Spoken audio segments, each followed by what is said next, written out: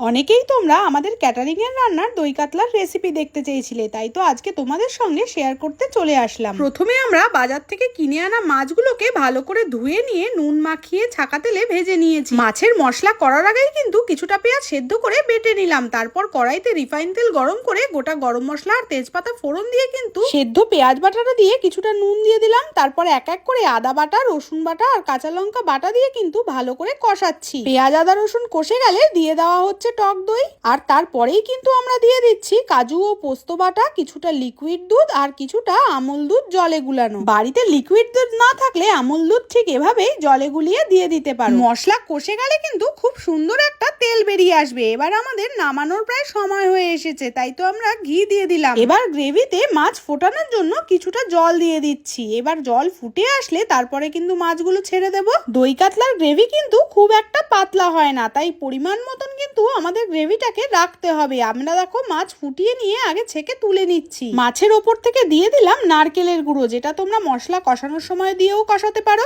আর মাছের ওপর দিয়েই কিন্তু দিয়ে দিলাম চন্দন গুঁড়ো, আর পরিমাণ মতন গ্রেভি রেখে ওপর থেকে দেওয়া হচ্ছে গরম মশলার গুঁড়ো। দই কাতলার গ্রেভিটাকে এমন ভাবেই নামাতে হবে যাতে সেটা পোলাওয়ের সঙ্গে সার্ভ করা যায়। ওপর থেকে সাজানোর জন্য দিয়ে দিচ্ছি বাটার। আর রেসিপিটা তোমাদের কেমন লাগলো কমেন্ট করে জানিও।